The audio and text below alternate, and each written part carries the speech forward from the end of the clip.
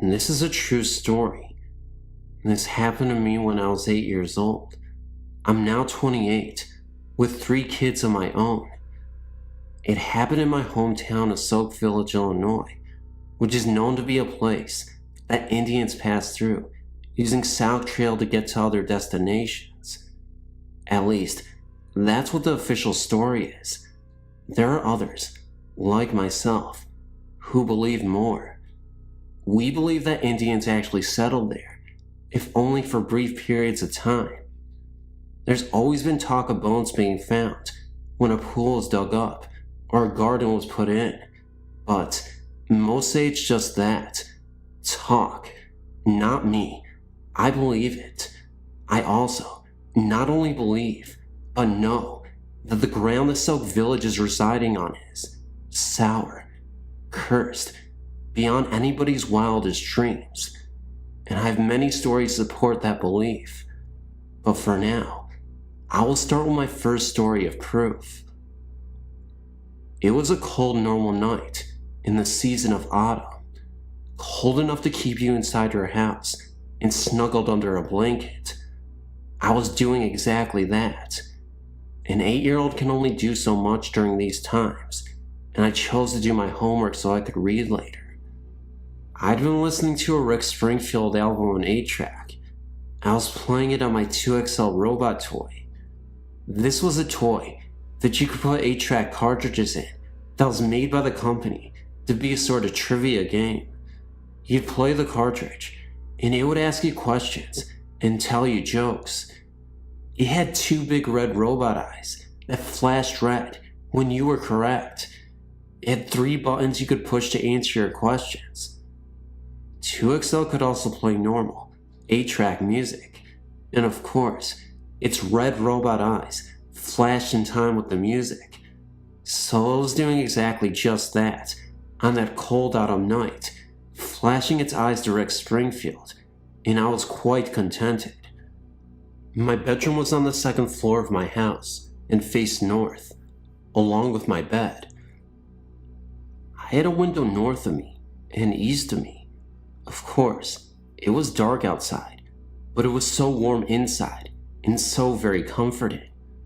Every now and again, I'd look up from my homework and just look out into the darkness. No reason. It was just something I did. Well, this was the last time I ever did that again in that house. As I was sitting there, all of a sudden, I felt instantly cold, and every single hair in my body was raised. My blood felt like it had ran cold and decided to just stop pumping through my body. My heart was racing. I was perfectly terrified, and I didn't even know why. Yet, my 2XL was suddenly stuck, and it kept playing the same verse from Rick over and over. Hole in my heart. And its eyes weren't flashing anymore. No, they were just burning bright red, blood red. Then I felt this magnetic pull, like something was pulling me to my right. I turned my right head and looked out the east window and saw something that haunted me for the rest of my life. Sitting just barely outside my window, levitating, was the most horrifying image I'll ever see in my life. A creature about 2 feet tall, but sitting Indian style. His skin was snowy white, and you could see the outlines of his bones because he was that skinny. He wore some sort of white cloth draped sideways on his body. This is why I later named him Gandhi Monster. My young mind thought his skinny body and his white cloth looked like the real Gandhis did. This creature's head was too big for his body. His 2 horrible, big dark eyes were piercing my soul as he stared at me. He opened his mouth and grinned a grin at me that haunted my dreams for years. His mouth was full of long, snarly, razor-sharp looking teeth, dripping with blood. I don't know how a mouth could fit so many nasty teeth into it, but it did.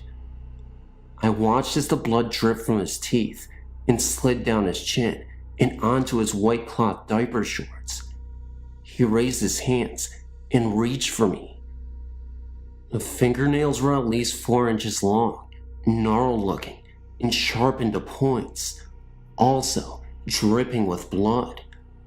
I wanted to scream. I wanted to run, but I was locked into place by his piercing eyes. I couldn't breathe.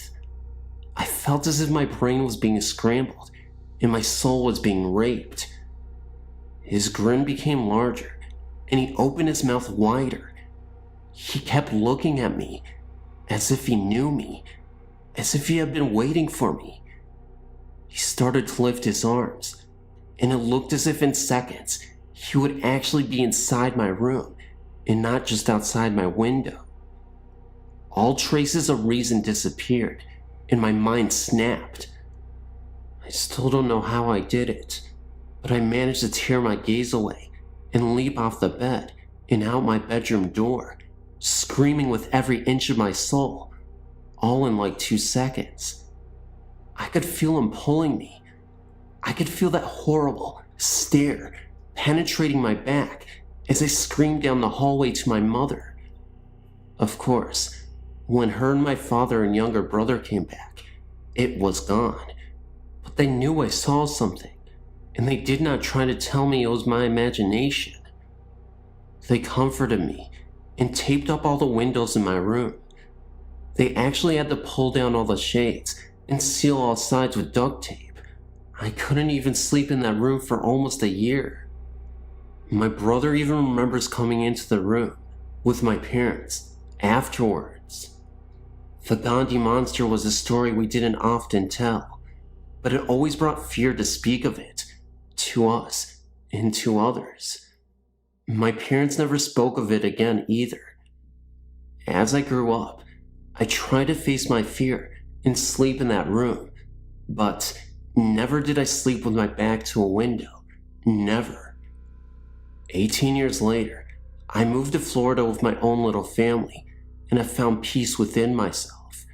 But I'll never manage to forget that creature, and I'll never sleep or sit with my back to a window, and I will never forget the one thing I heard it say to me in my mind as I was running out of my bedroom door. Someday, I'm coming back.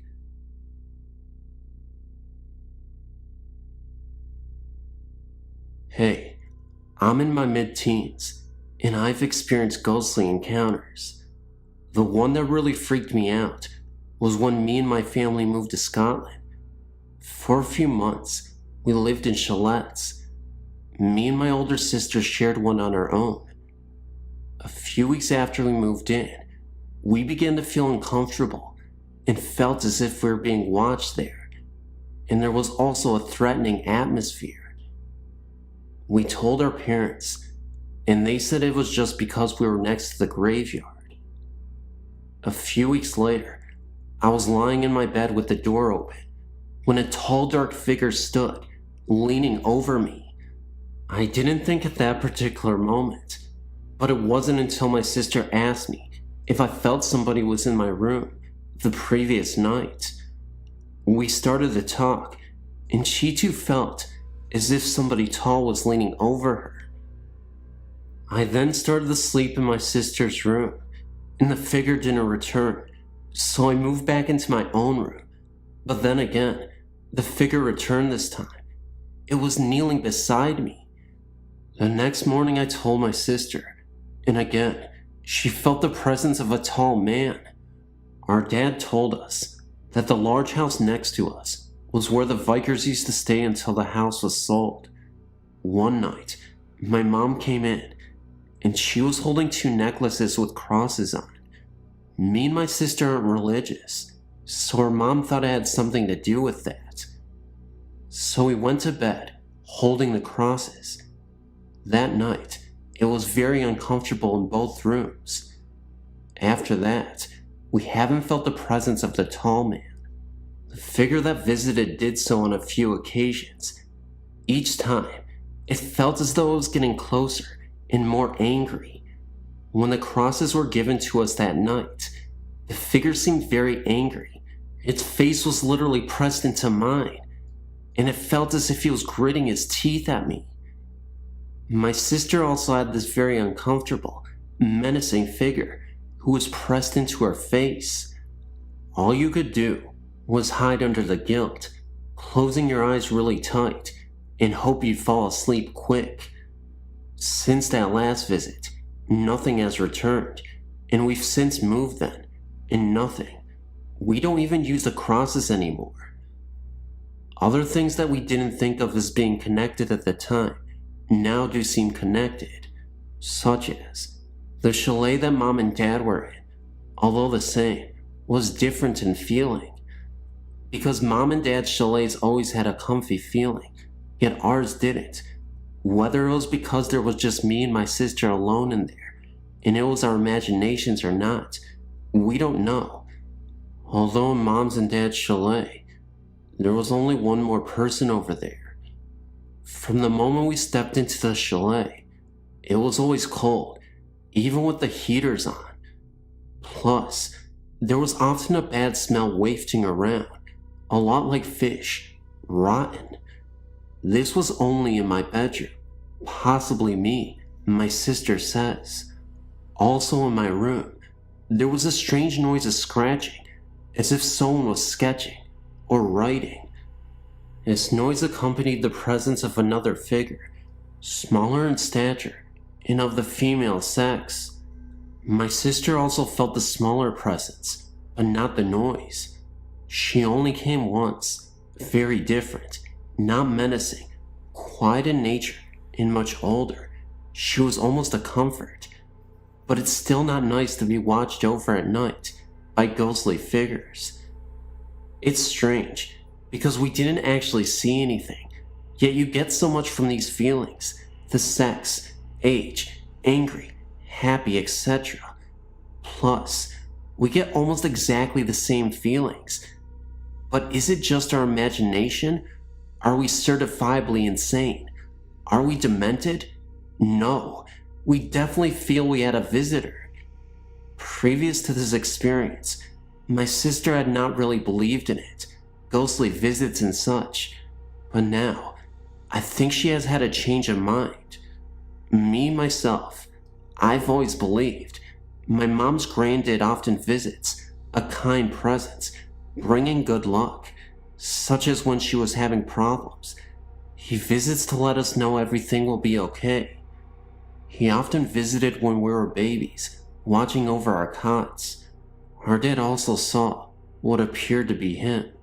Whenever he visits, we know him by the distinct smell of putty. He used to repair windows. So really, we are used to the visits, although my sister had never experienced any until now.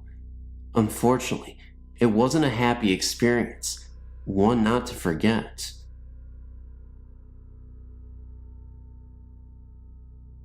Happened to surf onto your website, and I just wanted to let you know that I saw Resurrection Mary in Justice, Illinois, back in October of '92. After getting off of work at 3 a.m. from a chemical plant, Whitco Corporation, near 51st and Central in Chicago, I was driving by that particular cemetery at about 3:30 a.m. on my way home from work. Driving by, but initially not thinking much of the sight, as there was a nightclub with women of ill repute nearby.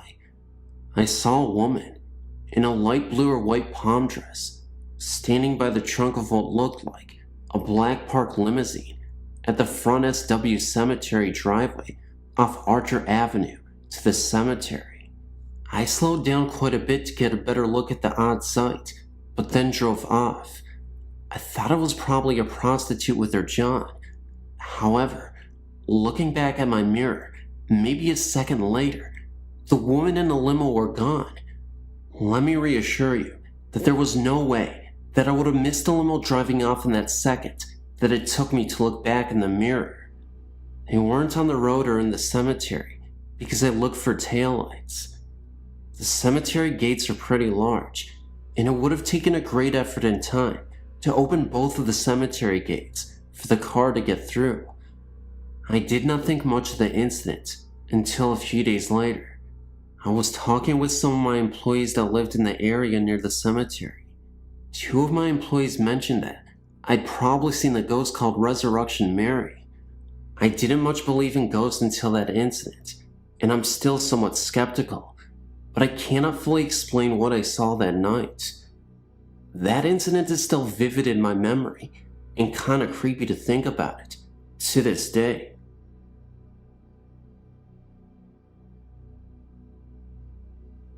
Ever since I can remember, I've always had an interest in ghost stories. That is why I'm writing you this letter. No, I don't have a ghost in my house. A friend of mine told me about this place at least 10 months ago. I was so amazed at this story, I asked if he would take me to this place. No one really ever goes there. I guess because it's so creepy and dark looking at night, but during the day, it is okay. Nothing strange happens. Well, first, before I tell you more about this place, let me tell you the story of why it is so unusual. The city is called Lake Forest, California, and they call it Canyon Creek, I guess, because it is nothing but canyon and wide open spaces of nothing but rocks and wildlife. The story goes back 30 years ago, of a lady who was in her 40s. Nobody knew what her name was. She lived alone with her two Great Dane dogs. She was very rich and owned all of the canyon, which is like miles and miles of land. This lady never married and had no children. It was just her dogs and herself. She lived in this trailer park home, and it was not a pretty house by any stretch of the imagination. Well, about 6 years later, the story goes that a police officer got a call about the lady and her dogs. The officer went to the lady's home and knocked at the door, and no one answered. The officer ended up breaking down the door, and what he found next was horrifying. It is said that the officer found the lady dead. Nothing was left but her decaying body, and her bones were visible. Worst of all, laying right next to her were her dogs. They had both died as well. Now, on to the paranormal part. People who have never been to this place don't know what to expect if they come into this place. It's unpredictable. Sometimes, when you go back to the area where she passed, you'll notice paranormal phenomena. Other times, you won't. A man was driving alone on the canyon by himself one night, and the story goes that he saw the presence of the lady standing at the side of the road with her two dogs. The man did not stop at all to give the lady a ride. He just kept going. This other story was told by my friend. My friend told me that his ex-girlfriend and her boyfriend went up there one night to check it out. They stopped where the lady's house was. They were only there about 15 minutes away when they were just talking and listening to music. Then, all of a sudden, they heard a knock on the side door of the driver's seat. They both turned to look, and they saw the lady standing there, knocking on the window. She was dressed in all white and covered in blood. They also saw the dogs nearby as well, far off into the distance, appearing as silhouettes. They sat there in shock for 3 minutes, horrified by what they just saw. For some reason, the lady was still knocking at the driver's side of the window, but in reality, it was really not that long. They both said that she must have been there about 40 seconds. After that, my friend said they never returned back there. That was not the only story that happened to anyone. There are far more. What I would like to know is who is this lady and why is she doing this? There's something more to why she has to haunt people who have done nothing to her. Maybe it is because she does not want anyone on her land that she loves so much. What could it be? Here's my email address, If you have any questions, please feel free to get a hold of me. I would like at least some kind of feedback on this story. Please, I beg you. I'm so confused, and I'm scared. Please let me know what is going on. I find this intriguing. When I was 12, my family moved to a newer house, about 10 miles away from where I grew up. The house was 7 years old, and no one had ever died there. From the start, I would hear footsteps in the carpeting, and I always felt that I was being watched, especially when I played her piano. That was the extent of my experiences until I was in my early 20s. One evening, my sister and I were sitting in the den talking. It was spring, and the temperature was perfect, so all the windows were closed and the air was off. Suddenly, in the back of the room, where there were a lot of plants sitting together, one plant in the middle started shaking furiously. My sister and I looked at each other and went into the other room. A few weeks later, my mother and I were sitting alone in the house when it sounded like someone very roughly raked their fingernails down a couch in the back of the room, which was in sight. And again, a plant that was sitting at the end of the couch started shaking ferociously. My mother just would not admit that we were being visited, even though she'd witnessed it firsthand. The last time anything paranormal happened was on a Friday afternoon. I was in my mother's room, talking to her, when I noticed the atmosphere had seemed to grow heavy, and I got chills. As the afternoon wore on, the feeling increased until I couldn't stand to go into the room any longer.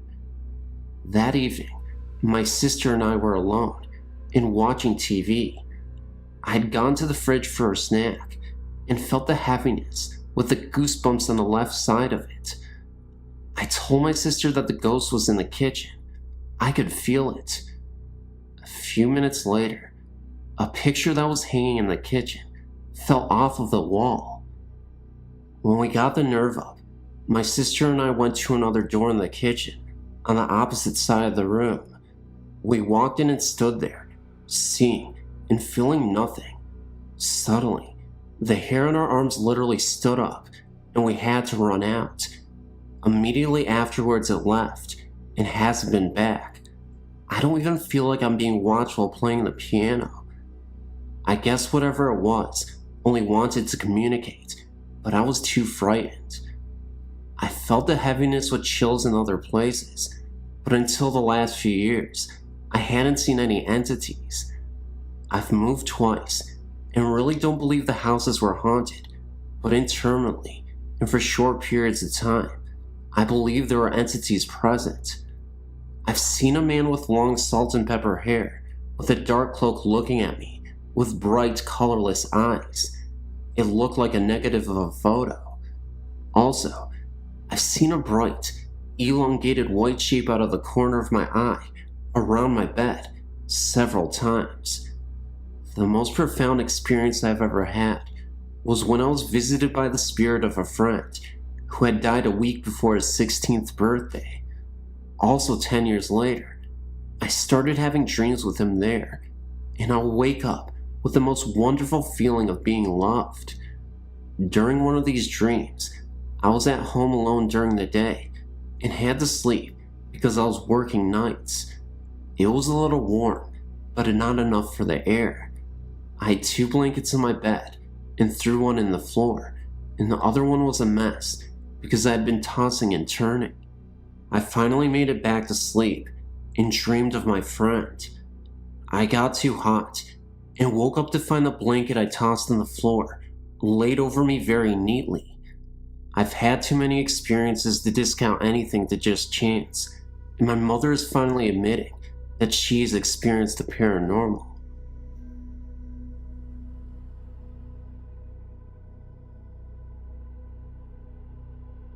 I live in Tucson, Arizona. Shortly north of the city lies Mount Lemmon. This peak is a great forested 7,000-foot getaway from the desert city. I had my brother and 2 friends over at my place at about 1 a.m. a few months ago.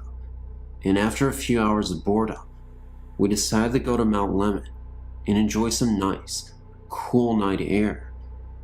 I would often take the 45-minute trip to wind down and watch the stars, so this is a very familiar place. The trip started off very normal. Our first stop was without occurrences. The next stop, I became mildly aware of a presence. This is nothing new to me, however, so I ignored it. By the third stop, we got out again. My brother and our friend Steve stayed in the car, and my friend Thea and I went for a walk. After a short discussion about friend trouble, she interrupted and said she kept seeing a shadowed figure from the top of a nearby peak. I told her that something was watching us, but not to worry, because I didn't sense hostility. We started the walk back and kept hearing the sound of scattered gravel and an extra set of footsteps on the other side of me. This was at first amusing, because we knew at this time we had gained a friend that was not from around here. By the time we got to the car, Thea panicked, and when we got in, my brother and Steve spoke of the shadowy figures they saw. We smiled, started the car, and drove down the mountain. As we spoke about what we saw and what we felt, it was decided that we would stop again. We pulled off at a scenic view of a canyon area where we found a newer Ford Bronco with the engine running, the dome light on, and no one in or around the vehicle. This was unsettling, but could surely be explained, no matter how far-fetched the explanation. We stayed here for about 10 minutes. After the first couple of minutes, my brother and I simultaneously noticed a large dark mass above the peak where we were being watched earlier. Thea saw the figures on the top of the peak. I could see the mass disappear, as if moving down the mountain towards us.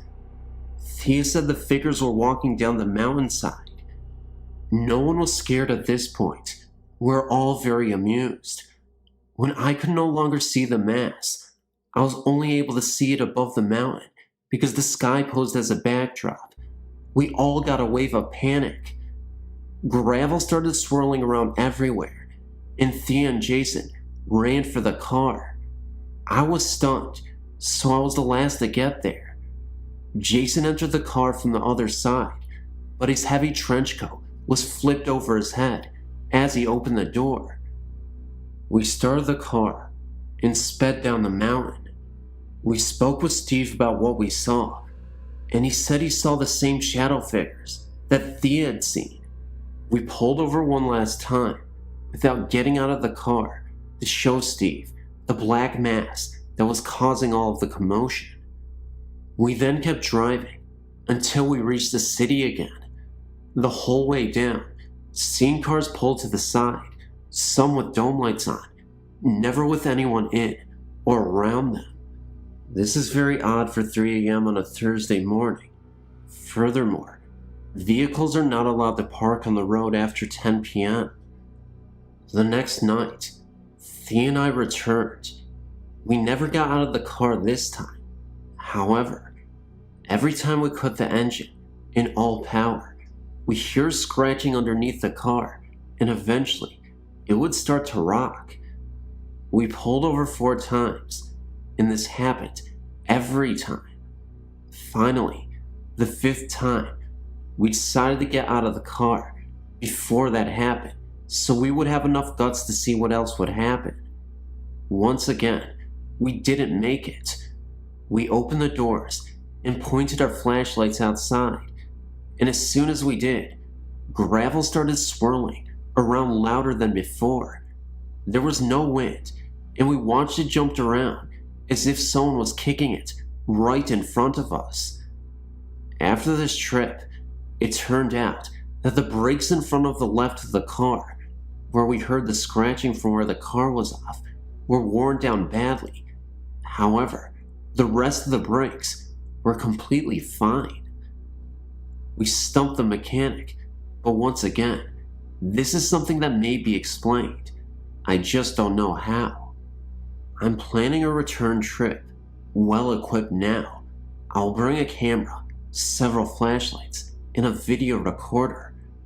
Depending on the outcome of this trip, I will forward any eventful messages to your site. I'm stuck wondering two things now. First off, what is this entity? There are no local legends that I've found about Mount Lemon. Second off, will it be there again when I visit next week? I hope so. There's so much more I would like to learn before it just becomes a memory.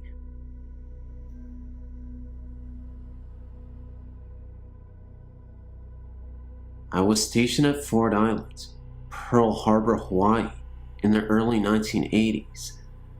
I was a corpsman assigned to the hospital there, which at the time was only an aid station, kept there because of the brig on the other side of the island. I spent many nights in the large hospital, alone. They only used a small area in the ER. All throughout the night, you could hear people moving around, and doors opening and windows closing. I would walk around looking for the source of the sounds, but no one else was there. Many people died there December 7th, and many years after that. More than one night, I woke up thinking someone was watching me, and a few nights, I was awakened by the sound of the ER doors closing by themselves. I'd even seen the presence of an old man wandering the halls from a distance, except it looked like he was floating and was missing a leg. There was always this hospital room that smelled rancid, even though it was supposed to be the cleanest room.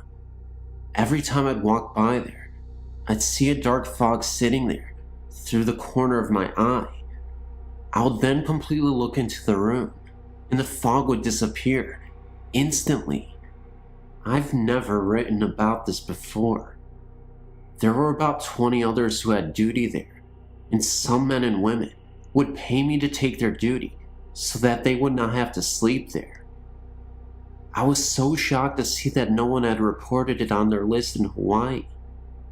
Ford Island has many suicides and strange deaths, from people driving their cars off the runway to a group of ski divers landing on rocks just off the coast.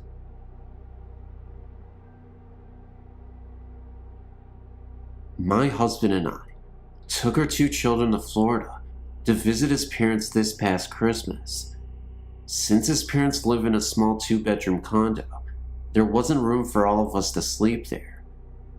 My mother-in-law has some friends with a condo about 3 or 4 miles from her building, and they primarily use it for furnished rental. It happened to be unoccupied at the time, so she made arrangements for my husband and me to sleep there. The first night we went over to go to bed, I noticed some dark shadows moving around the apartment, but just out of the corners of my eyes. I've seen spirit shadows before, and they do not look like regular room shadows. They're darker and more solid appearing. I didn't pay too much attention at first, didn't realize what I was seeing, I guess, until I got up early the next morning and went outside onto the apartment's small balcony. I saw something light-colored go through the kitchen and assumed my husband had come out of the bedroom. But when I went back into the apartment, he was in the bathroom and had not come into the kitchen at all. While I was getting dressed, I saw something small and black retreat under the closet door in the bedroom. I thought at first it was a roach, rare, as they are in the nice 5th floor Florida condos. It was not impossible. I pulled back the closet door, and there was nothing in the closet but pale gray carpeting on the floor and empty hangers on the rod. I began to have my suspicions, but kept them to myself. That night, my husband stayed at his mother's with our younger child, and my oldest son, age 13, came back to the borrowed apartments with me since we were going fishing very early the next morning. He put his stuff down in the smaller bedroom, then came out in the hallway and asked me who else was in the apartment. I said we were alone. Why did he ask? He told me he'd just seen something go through his bedroom.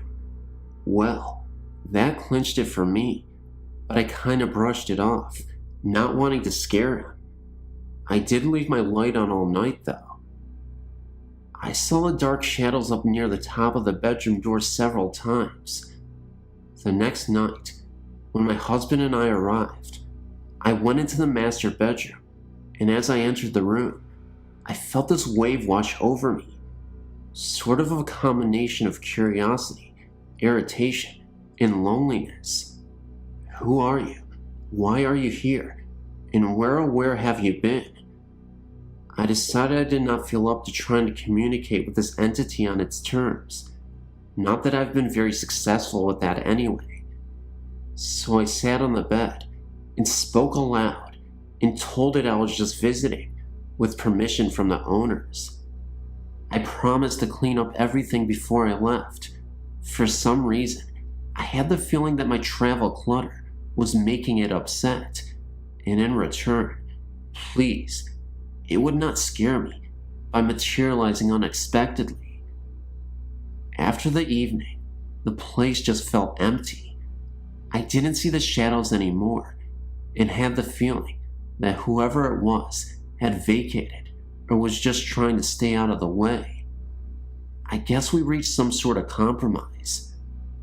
I told my husband that I thought there was a ghost in the apartment, and while he scoffed and told me I was crazy, I noticed he spent the remaining 3 nights at his mother's and sent our son back with me. No one has died in that apartment that I know of, but it's in a large building, full of retirees, and I'm not sure many residents have passed on over the 30-year life of the building. Maybe someone was just wandering around. I will never know.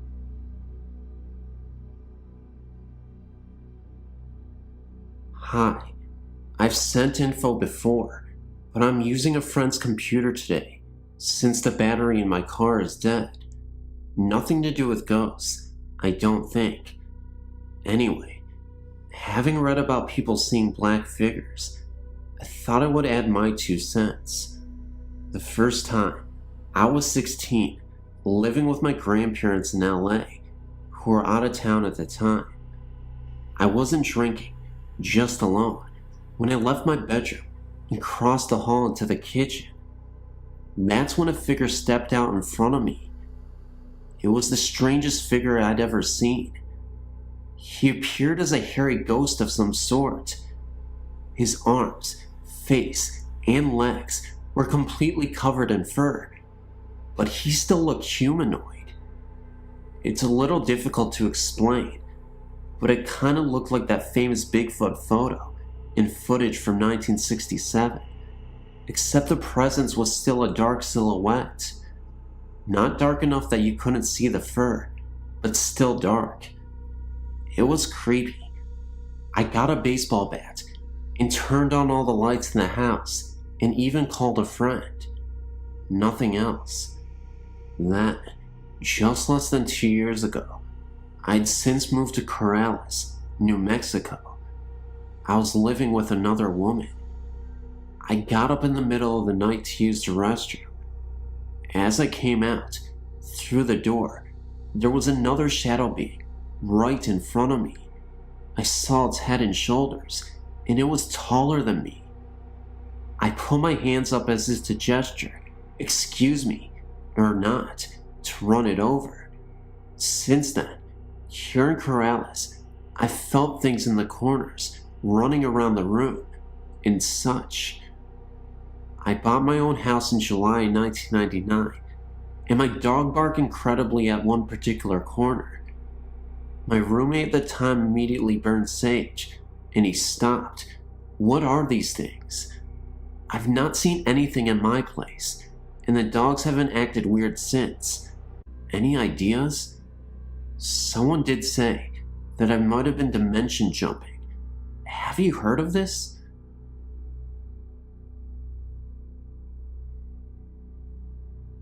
Let me start off by saying, I've never met my real father. He died when I was a baby. Anyhow, I've always known about my deceased father. His name was Jerry. Now, No one in my family talks about my deceased dad, and we don't know anyone by the name of Jerry.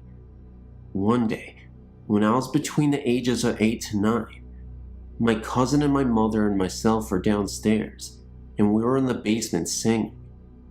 The phone began to ring, and even though we had a phone in the basement, I went upstairs, one flight, to our library to answer the phone, so as to not disturb my mother's song. When I answered the phone, I noticed immediately the static on the line, and I knew it wasn't our phone, so I asked the caller to speak louder. Now, from here on out, it gets weirder. The caller asked to speak to REC, my mom's nickname. I then asked who was calling, and the caller replied Jerry. I immediately knew my mother knew of no other Jerry, so I repeated the name, and the caller acknowledged that that was his name. I tell him to hold on. I run down the stairs to where my mother and cousin were, and tell my mother to pick up the phone, that she had a phone call, and that the caller's name was Jerry. My cousin looked up shocked, as did my mother, and simultaneously said Jerry. This is all happening within a minute or so. So my mother picks up the phone and answers the call, only there is no one on the line now. I run back upstairs to the library to hang up the phone, and I go back to the basement, and both my mother and my cousin are trying to figure out if I got the name right. I assure them I did, and then I tell them about the connection and the static.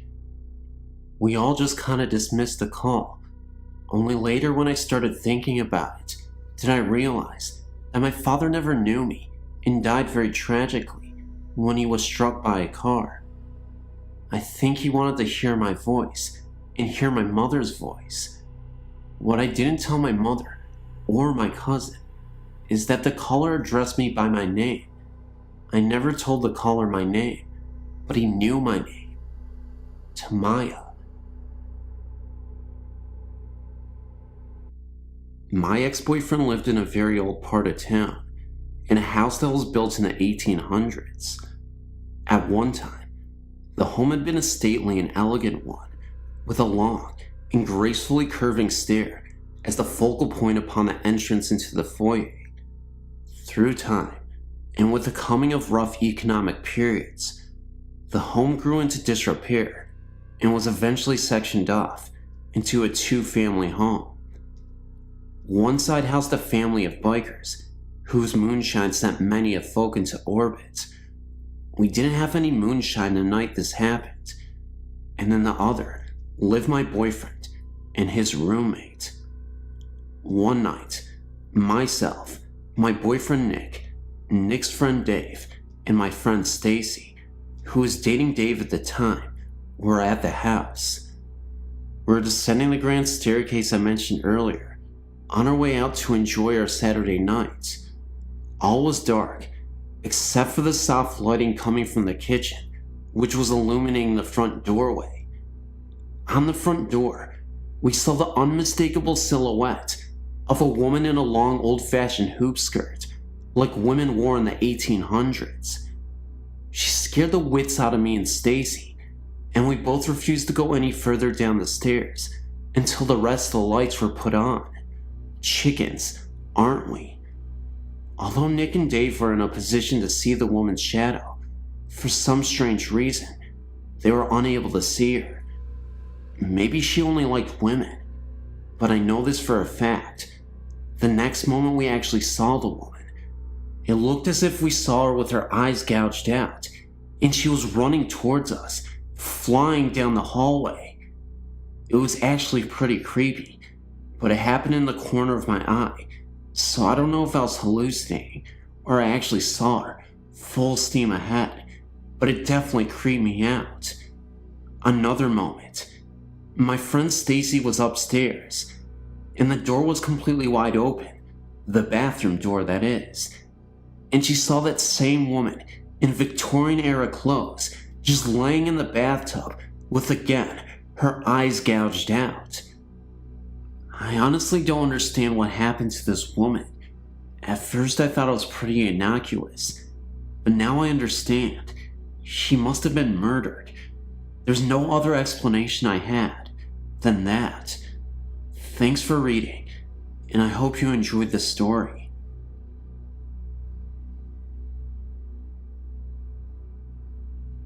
I've always been hesitant to talk about this story, but what I tell you is true. In 1992, when I was separated from my wife for the first time, I was living at Old Farm in an apartment. One Saturday night, when my kids were off to their grandmother's and my girlfriend, who was a teacher, had an event to attend, I found myself in my apartment, all alone. I rented a couple of movies, ordered a Pizza Hut, went on over to the whirlpool for a while, and sat down to enjoy a peaceful night, alone at last. I was really looking forward to a night by myself. When I was reading in bed, I noticed a black silhouetted figure standing in my bedroom door. The figure appeared to have a cloak drawn over its head. I couldn't recognize any features, nor was there any attempt to verbally communicate. I was wide awake, and I was terrified. My heart was racing, and I kept pulling the covers over my head. It seemed like every second was one of terror. The figure stood in my doorway well into the morning hours, and I knew my eyes were as big as they could get.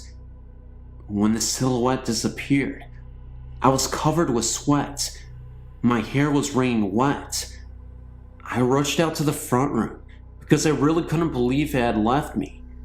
No, the only thing I had to drink was a Diet Coke with popcorn. I'm not a big drinker. After the ordeal, I quickly showered and raced off to go hiking. I can honestly tell you that no communication with the figure was made. When I would ask who you are, there was no response. This went on all night until, by the grace of God, it went away. This event has always affected my life. I know of another person who had a similar experience like mine. Can you tell me what was standing in my door, why there was no communication, and why me? Have you ever had any stories like this reported to you? Until now, the only person I ever told this story to was a good friend who is a Catholic priest. It still scares me to tell this story. Why was there no attempt to communicate? And yes, when I checked my doors, they were all bolted and locked.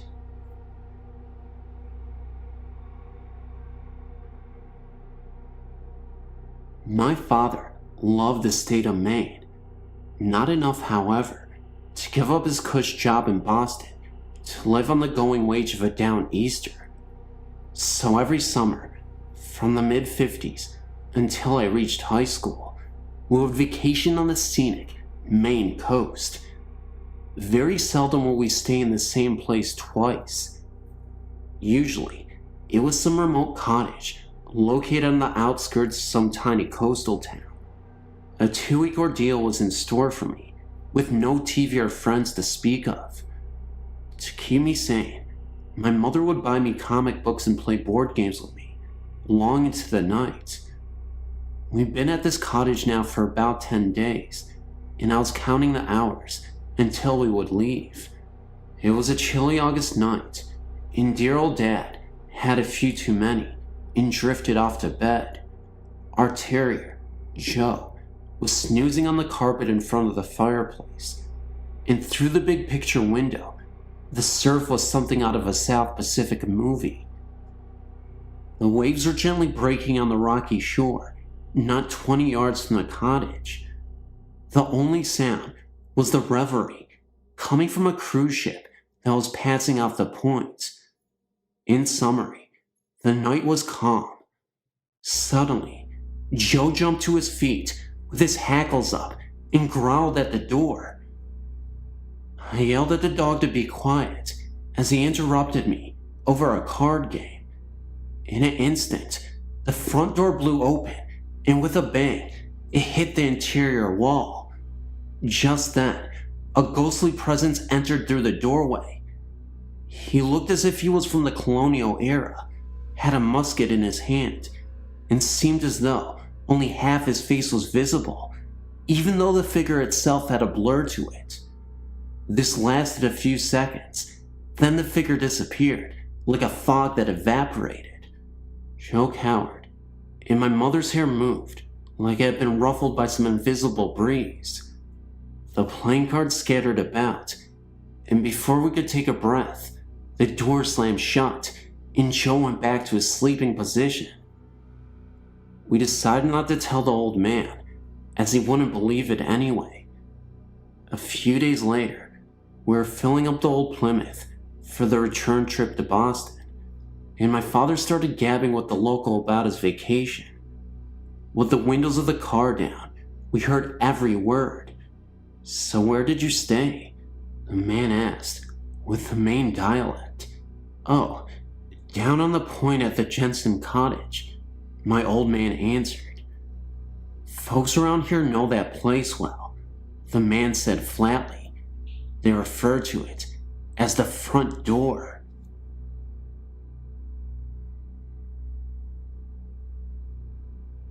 My name is John. I'm 41 years of age and currently live in the city of Lincoln, England. During my life to date, I've seen several ghosts, and whilst I still find them surprising and of course fascinating, I'm no longer afraid of whatever they are or appear to be. I saw my first ghost at around the age of 8 whilst having in my childhood home, a large Victorian house on the edge of Manchester, England. The ghost was one of a young boy of a similar age to mine at the time. He was leaning over the banister rail of the stairway landing outside my bedroom as I was making my way up to bed. The shock and surprise of seeing him sent me flying downstairs into the front room of my house. Needless to say, that none of my family appeared to believe what I told them I had seen. Although over the years, I've experienced strong sensations of ghostly presences, my next positive encounter was not until I was 22, whilst living and working in the city of Newcastle. I'd obtained the keys to a vacant industrial building, which my firm was taking over. My job was to assess the work involved in converting the building for its future use. I'd locked myself in the building and was therefore sure that no other person was on the premises, and was proceeding up some steep and narrow stairs when I felt a hand touch me on the top of my head and give my hair a friendly ruffle, rather like an affectionate parent may give their child. I immediately turned around, only to find the stairway completely empty. Surprised, but not afraid this time, I continued my inspection of the building. We moved into the premises, and although I had my office at the top of the stairs where I had my encounter, and worked there often late into the night, I never saw, heard, or felt anything unusual there again. My next encounter took place right here in Lincoln, about 3 years ago. Walking our dog out late one night, I noticed the cyclist approaching me along a side street. I thought the cyclist appeared a little unusual, insofar as he was riding an old-style, sit-em-up-and-beg cycle. His hair looked rather old-fashioned too, and most curiously of all, he appeared to be wearing an old-style Royal Air Force uniform. I could see the streetlight reflecting off the silver buttons on his uniform tonic, and from the chrome handlebars of his cycle. He got to within about 30 yards of me, when for some reason, I glanced down for a second. When I looked up again, he had completely disappeared from the street, and there was no way in which he could have left the street in the vicinity of where I last saw him. I wonder whether his appearance was, in some way, connected to the fact that there used to be an open-air swimming pool adjacent to where I saw him. This pool is very popular with air crews during World War II, and I can only assume He may have been on his way for a midnight swim. My most recent encounter was very brief, occurring during the first time I visited my mother's cottage in North Wales. Built around 200 years ago, the back room opens directly out into the rear garden, with the narrow stairs descending into the back room right beside the back door to the building. Whilst coming down the stairs, I saw an elderly woman walk through the back door and disappear.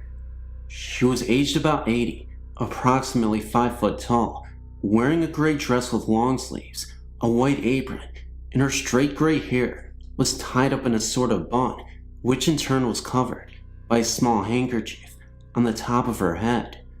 She was followed immediately by a young girl, aged about 10 or 12, dressed in a long light colored smock.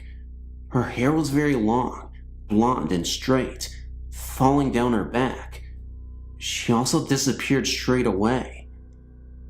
I've no idea what ghosts are or why they appear. I do not see them as threatening. In fact, on more than one occasion, a curious sensation of contentment seems to fill the air after they have gone. I've noticed that my mind is not thinking about anything in particular at the times I've come across them.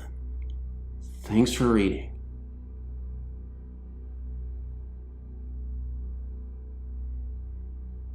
I grew up in Western New York and knew the local legends of ghosts. The Rochester Durant White Lady, for example. I never really put much faith in them. I never had an experience until I left New York. In October of '99, I was transferred to Elmira, Ohio. After a few weeks, I was asked to work in Sandusky. I accepted the promotion, but having just settled into a new apartment, I decided to commute rather than move again. Halfway between Elmira and Sandusky, there was a rest stop on I-90, Route 2, just outside Vermilion. I would stop sometimes on the way home for a bathroom break or rest a bit. It's a funny design. You drive around and park in back of the building, between the building and wooden walking trails. I usually got off work after about 11 p.m., but it was usually pretty busy, so I never gave much thought to stopping there late at night. One night, in March of this year, I'd stopped for a bathroom break. I noticed that there was only a few cars in the lot. It was a warm spring night. I wondered why more people weren't out. As I returned to my car, I had this urge to walk into the wooded area. A stupid thing to do, as it would be easy for a human assailant to hide on the trails. I walked in about 10 feet, and the path split to the left and straight ahead. I walked a little further straight ahead and felt something in there with me. I turned and started to walk out when I heard a noise, kind of like a lumbering sound. Feeling foolish and thinking there was probably an animal, like a hedgehog or deer, walking through the woods, I looked back and saw a pair of yellow eyes on the path quite a whiles back. I knew it could not be an animal, as only the parking area was lighted. The only light in the woods came from the ambient light and the moon. I quickly closed the distance between myself and the parking area, keys in hand. To my relief, nothing pursued me, and the eyes were gone, or at least, I couldn't see them anymore. I went straight home. The next day, I felt rather silly. Thinking about the matter during the day, none of it seemed like it should have scared me. I rationalized the whole thing. That night, I stopped for a bathroom break. Feeling brave, I decided to once again check out the woods and dispel my fear once and for all. This time, I walked out only halfway to the fork, and I felt an overwhelming sense of dread. I was not afraid in the usual sense, rapid heartbeat, sweating, etc. I just had this feeling of not being able to walk any deeper into the woods. It was like the air got heavier the further I walked. As I walked out of the woods, the feeling went away, just as it had come. I decided to come back on my day off and investigate during the day. I'd never been in the day, and I didn't know where the trails led or what was in the woods that attracted people to them. I returned a few days later with my jogging shoes, ready to explore. The trails wrapped around to each other and only totaled a mile loop. There was a ledge, a cliff area, but it was fenced off, and there was no way to get down, but I could see a stream in the distance. I didn't feel anything strange at all. Nonetheless, I made it a point not to stop there after dark. A few months later, I was transferred to Newcastle, Pennsylvania, which leads me to my next story. But we are still looking into it, and it's AM now, so I need some sleep.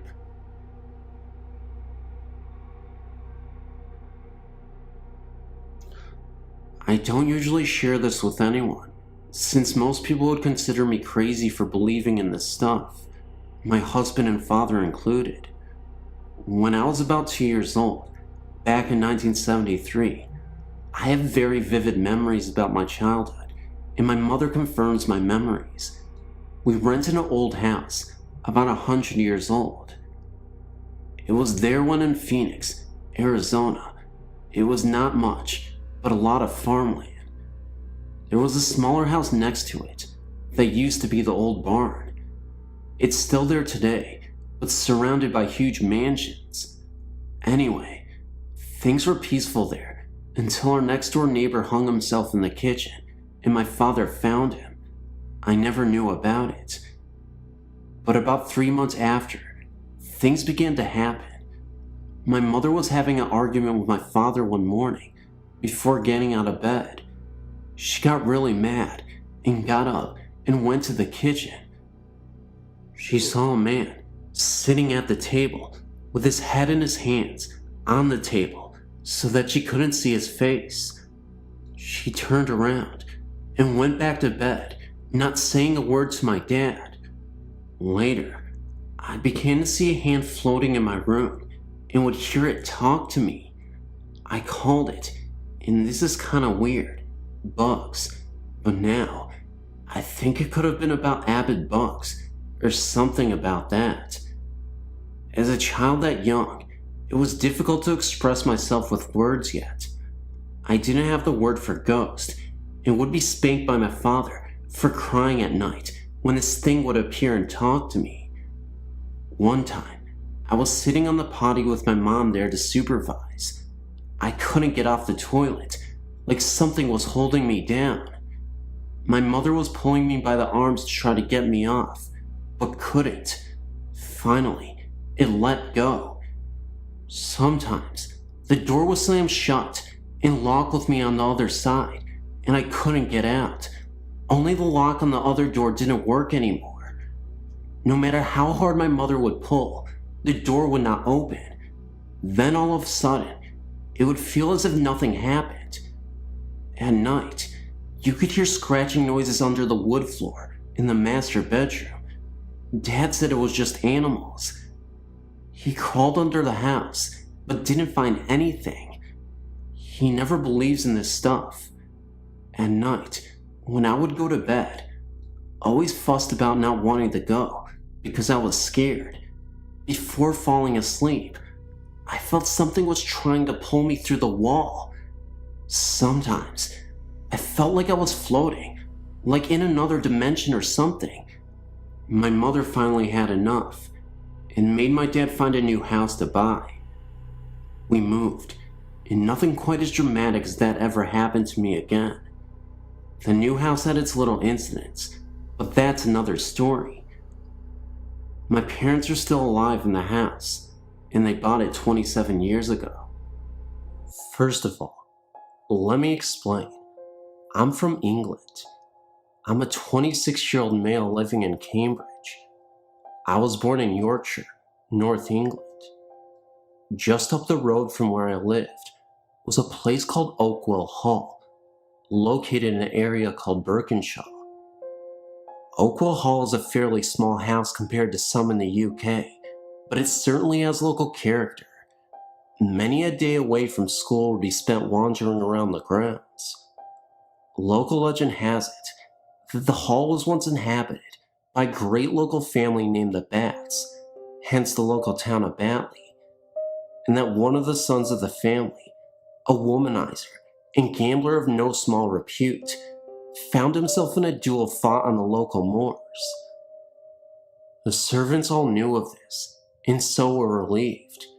The sounds of his horse were heard, re-entering the stables. They were even more relieved when the son was seen walking through the hall, up the stairs, and to his bedchamber. They then made a rather spooky discovery when they noticed a bloody footprint on the staircase. Thinking their master was injured in the duel, they entered his chambers to see if they could help him. He was not there. The bed had not been disturbed. There was no horse in the stable. News was later conveyed that the son had died in the duel, and every Christmas Eve, the same bloody footprint can be seen on the staircase. This is not what I saw. I was 8 years old, and it was the school holidays. Two friends, Stephen and Stuart and myself, were walking through the garden when Stuart noticed one of the windows was blacked out. We noticed it as the sun was behind the house and so should have been shining pretty much through the hall and out the other side. Thinking that there may be something going on, there are occasionally demonstrations in the hall. We entered the building and up the stairs. As we got to the top of the stairs, Stephen remarked he felt a bit funny, and I suddenly felt cold. The next thing we saw was a black blob about a half a meter off the floor and about 1.5 meters tall float out of one door and into another. Stuart asked if anyone else had seen it, and we all said we had. Stuart then started to walk down the corridor very slowly, while Stephen and I stayed at the top of the stairs and were quite scared. Stuart looked around the corner and then ran back to us. We were so scared at this point that we just ran out and down the drive to the gate. Stuart told me later that he saw a figure about 6 foot tall that seemed to be made of shadows. He was dressed in a long coat and wore what looked like a top hat. He seemed to be looking for something, and then it became aware of him. He told me much later, about 10 years later, that it looked over its shoulder at him, and rather than a pair of eyes, it had a single red slit that seemed to pulse. I've been back to the hall since, and seen nothing out of the ordinary. However, I felt very uneasy about certain rooms. Oh well, there you go.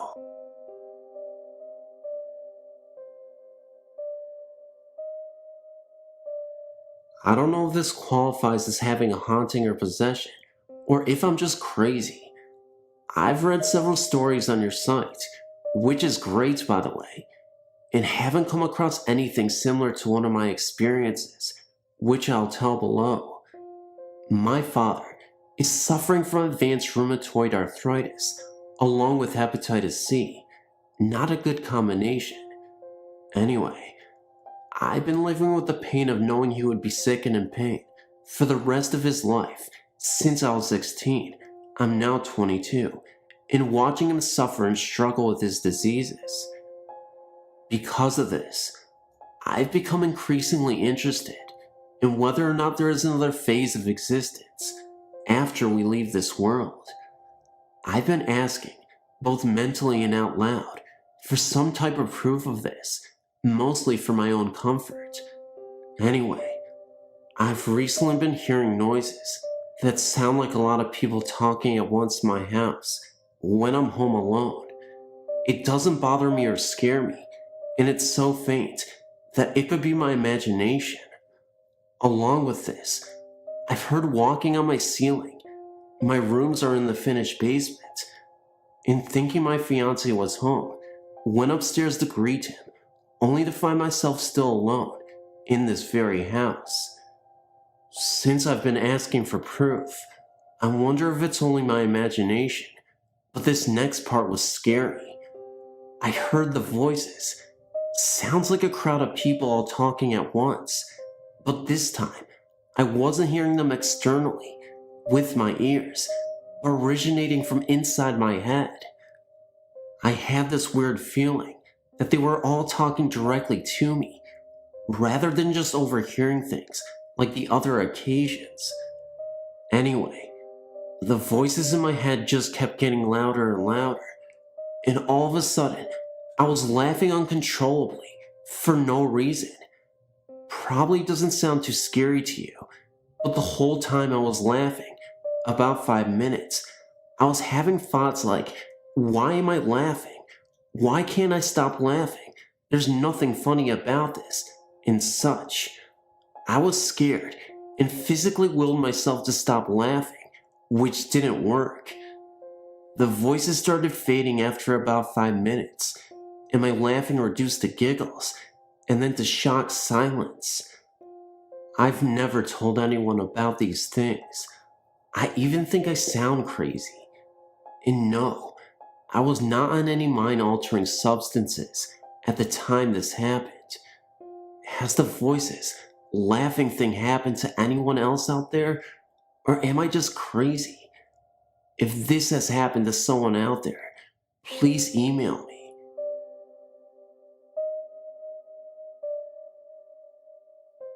Okay, I know there are skeptics out there, but my grandmother, my mom, and I are very in tune with our spirits for some reason. I'll start with my grandparents' babysitting ghost. We call him that because only kids could see him if all adults were out of the house. To explain the house a bit, the hallway is L-shaped. There's a bathroom to your immediate right, then 2 bedrooms, bedrooms 1 and 2, on your left. When you turn the corner, there's a bedroom, number 3 on your left, another bathroom on your right, and the last bedroom, number 4, at the end of the hall. My mom's dad was at work, and her mom and all my mom's brothers and sisters were outside, talking to friends and such. My mom was just sitting and watching TV. As my mom was watching TV, she saw something moving out of the corner of her eye and looked down the hallway from the living room. There was a very tiny old man sitting in a rocking chair, reading a book and looking up at her from time to time. She said he just smiled at her and kept rocking and reading. When the adults came back into the house, he disappeared. 2 of my cousins have seen him also. The one thing that totally freaked us out was after my mom and I moved in with my grandparents. My Uncle Kay had died in the first bedroom about a year before. He was really into drinking and drugs, so one night his heart, liver, and kidneys just failed on him. He was the practical joker of the family. Anyhow, my mom and I came home one night. My grandparents were out. We both had to use the bathroom really bad, so my mom ran to the first one, and I went to the second one at the end of the hallway. All of a sudden, I heard my mom yell, "Hey!" I was about to open the door to ask why she was yelling, when I saw a hand open the bathroom door. I hurried up and finished my business and ran to my mom and asked her what happened. Why did she open the door to the bathroom and not tell me what she needed? Then I realized she was still in the bathroom. She said she saw a hand opening her bathroom door. I told her I saw the same thing. We're the only people in this house, and this happened on the opposite ends of the house. She just looked up at the ceiling and said, "Kay, stop scaring us. We don't want to play with you right now. Your jokes aren't funny." We heard the most evil laugh we could imagine. At that point, We looked at each other and ran out of the house. When we came back, my grandparents were home, and we sat my grandma down and told her what happened. She had to have the house blessed 3 times before the spirits went away.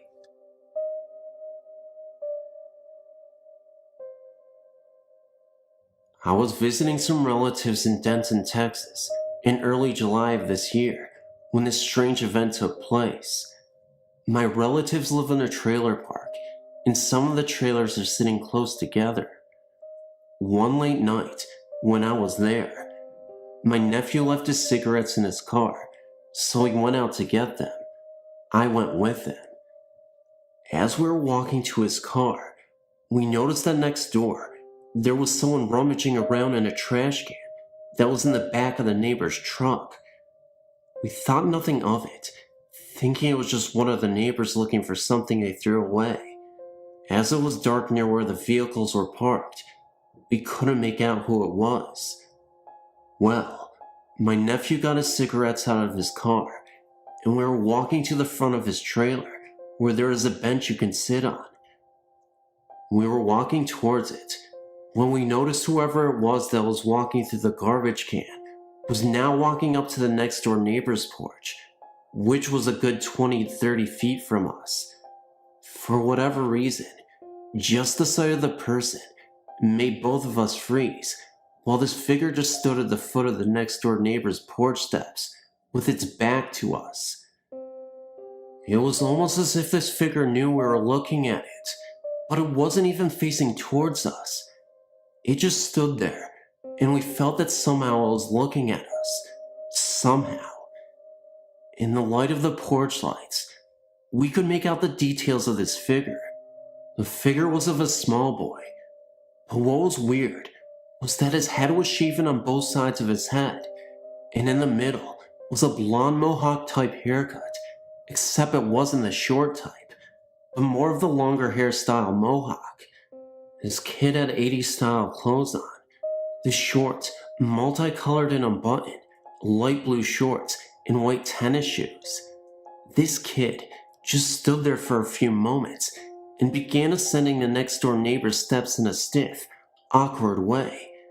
Its arms were close to its sides, and as it went up the steps, it just continued staring straight ahead, not once looking down or in any other direction. Then, the view of the kid was obstructed by the neighbor's porch, so we could no longer see him. The weird thing is, we never heard the next door neighbor's front door open or anything that would indicate this person went in. My nephew and I, very unnerved and chilled, ran into his parents' trailer. We sat in his living room for a while, trying to rationalize what we had seen. He told me that the neighbors had 2 girls, but looked nothing like what we had seen. We asked my nephew's mother, my sister, if she knew if the neighbors had some relatives over, and if so, if they had a boy that looked like what we described. She said, not that she knew of. Well, the next day, we go over to the neighbor's trailer and ask them if they had anyone over that looked like what we saw. They said no.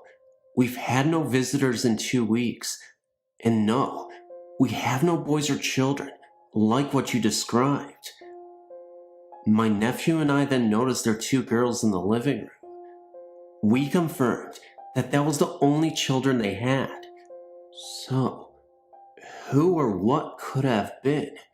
Where did it go? We didn't hear it go in the neighbor's home that night. So maybe it was just a strange neighborhood kid and went through their backyard to where they were going. Well, that would have been very difficult since the neighbors have one of those extremely high wooden fences with no doors on it in their backyard. Besides, why would it go through the trouble of going up into their porch when they could have gone around? It's an old trailer park, and there's no telling how many people have lived and died in a lot of those trailers. I'm just glad I don't live there. Something and everything about this is strange, and what we saw that night, I know in my heart that it was not normal, but paranormal. I'm just glad the figure never turned around to look at us. I don't know what would have happened then. I'd hate to find out.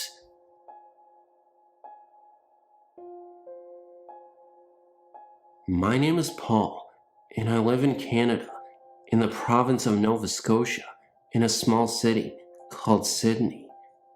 This small city was at one time an industrial center with coal mines and a large steel plant that employed thousands. This area's past employment promises has drawn in many foreigners to settle here, and we have a rich history of superstitions and beliefs. I should say that I'm not exactly a believer in ghosts, although I have an open mind to the idea that there may be something to it at all. Anyway, on with my story. I think I was 17 or 18 when this happened, which was around 1987. I was working for my local McDonald's restaurant and was working until 2 a.m. It was shortly after midnight when I took a break and called my girlfriend to say goodnight. As we talked, she stopped to see if someone had come down the stairs from the second level of her parents' home because she thought she had heard footsteps. She checked the stairs twice, but nobody was there. The conversation turned to the fact that at times, she would hear sounds in the house as though someone was walking the stairs. Our topic then returned to the normal teenage babble until she happened to look into the adjacent room. She thought she saw someone sitting at the end of the sofa. She put the phone down momentarily while she turned on the light in the darkened room.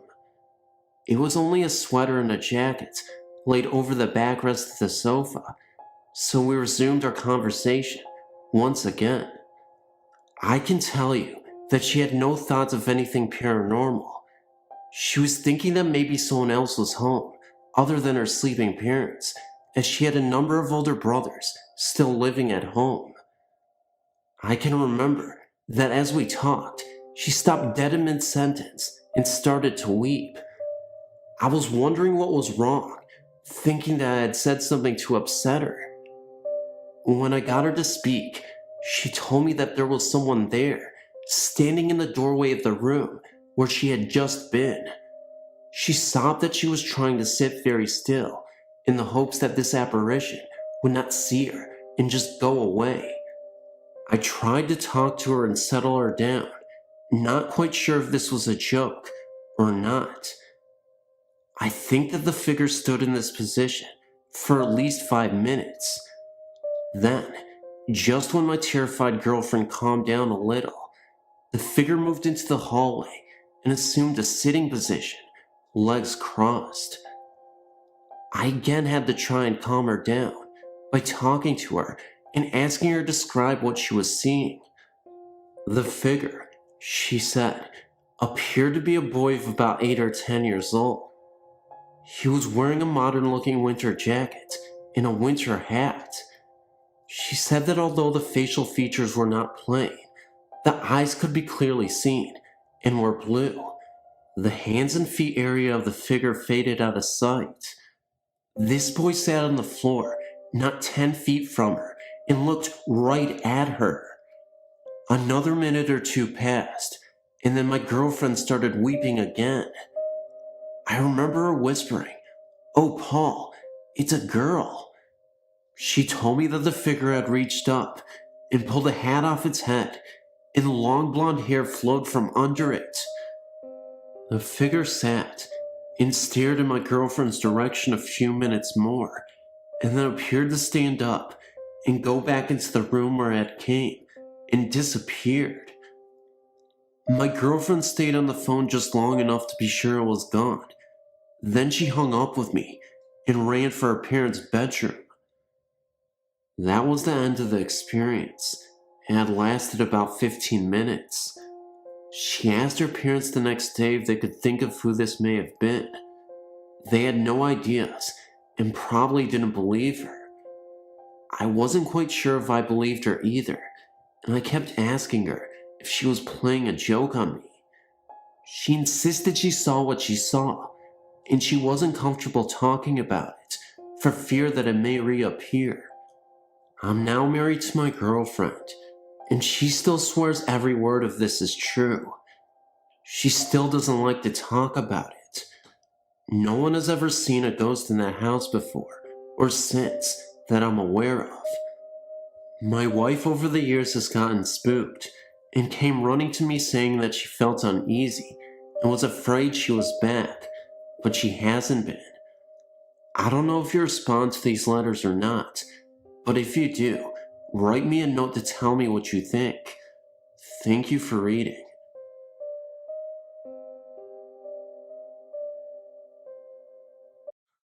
Hey Phantoms, just want to let you know that this compilation was filled with excitement, scares for Halloween coming up. Even though it's a little bit early for Halloween, but who cares? It's never early on this Phantom extravaganza of a channel. Anyway, guys, thank you so much for participating and always supporting me. I really appreciate it so much. Wanted to celebrate with another compilation for the month. I realized that it's been a while since I got a compilation out. You know, last month I did, but I'm a little late with this one, so I apologize. But you guys get a second video for the week, and I'm so happy that you guys are continuously supporting me. So why don't you share this video all around, give it a like, give it a comment, let me know what you think of all the new stock footage I added in this video, because there's over an hour of new stock footage that I added. So let me know. Love you guys, and that's all I'm going to say. See you in the next video, of course, and I will always love you.